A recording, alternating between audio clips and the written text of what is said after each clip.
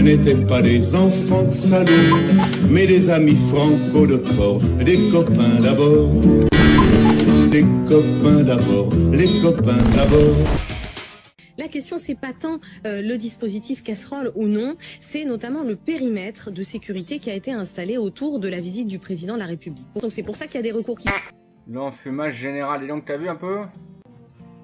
Attends, non, c'est pas celle-là que je voulais te montrer. Bientôt, ils vont faire un décret contre les magasins Ikea pour incitation au terrorisme. Bah oui, parce que si tu les écoutes, ils incitent au terrorisme parce qu'ils vendent des casseroles. LOL.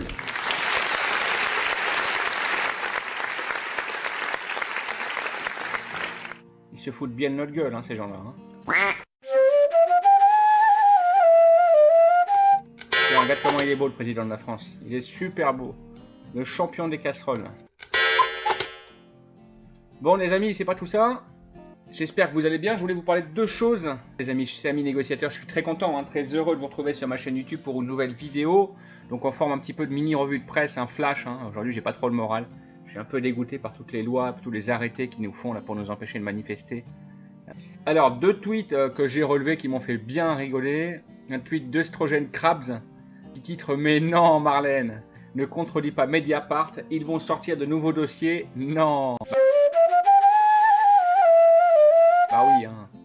Marlène Schiappa, hier soir, a déposé plainte contre Mediapart. Voilà, hop. Schiappa porte plainte contre Mediapart pour diffamation, lol. Et ça l'a pas loupé, hein. Bien évidemment, on connaît Mediapart, on peut leur faire confiance. Quand ils sortent des articles, en général, il y a toujours un biscuit ou un missile sol-air de côté. Bah, ça n'a pas loupé, il y a 54 minutes, ils ont sorti un nouvel épisode. Puisque Marlène Schiappa, apparemment, disait que non, elle n'avait pas du tout privilégié des connaissances à elle ou bien des amis. Hein. Bing! Alors, 54 minutes plus tard. Allez! Déjà en pleine tourmente médiatique, Mediapart révèle qu'une amie de Marlène Schiappa a été propulsée à la tête du Haut Conseil à la vie associative. S'agissant de la haute administration, où sont les traces des autres candidatures qui auraient dû être faites? Où sont les traces des autres entretiens de recrutement qui auraient dû être faits? Ces gens-là ont été embauchés avec notre argent. Il doit y avoir plusieurs candidatures, il doit y avoir une sélection, il doit y avoir des preuves, des traces. Et en aucun cas, les entretiens d'embauche ne doivent être faits par des amis des candidats. Une nomination qui inquiète des experts de cette instance indépendante. Premier élément. L'ex-délégué général de Maman Travail, réseau fondé par Marlène Schiappa, nommé secrétaire général du Haut Conseil, dis donc. Ah, dis donc, c'est une drôle de coïncidence, hein. Ça doit être un hasard, hein.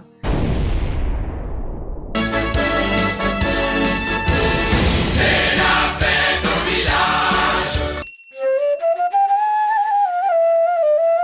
Ça doit être un hasard que des copains-copines y sont nommés hein, au Haut Conseil de l'État. À la vie associative. C'est bizarre quand même, hein. On aurait dit des sémaphores, les copains d'abord. C'est bizarre. C'est bel et bien la secrétaire d'État Schiappa qui a décidé de choisir son ami parmi 20 candidatures, d'après le compte-rendu d'une réunion qui s'est tenue le 15 décembre 2022.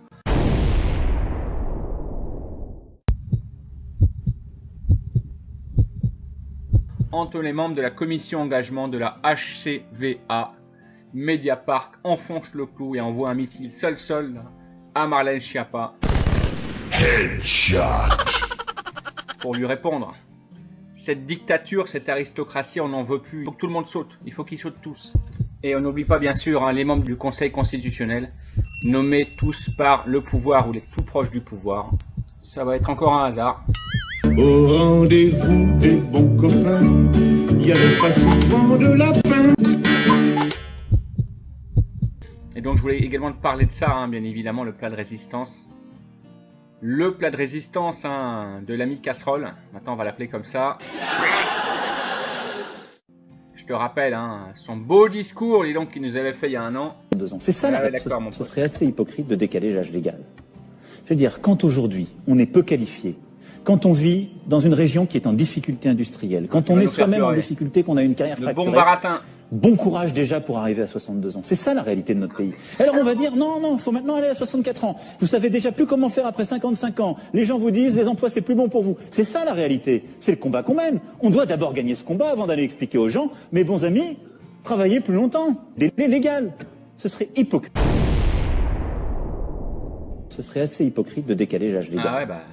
Je veux dire, quand aujourd'hui on est peu qualifié. Sans remettre. Mais est-ce que cet arrêté pose problème au regard du droit? Alors en fait, il pose des problèmes qui ne sont pas complètement résumés par la situation qu'on entend. Parce que la question, c'est pas tant le dispositif casserole ou non, c'est notamment le périmètre de sécurité qui a été installé autour de la visite du président de la République. La législation qui a été prise pour base en fait de ces interdictions et de ce périmètre donc sécurisé, c'est une législation antiterroriste qui date de la loi SILT de 2017 et qui justement est inscrite dans le code de la sécurité intérieure au titre de l'antiterrorisme.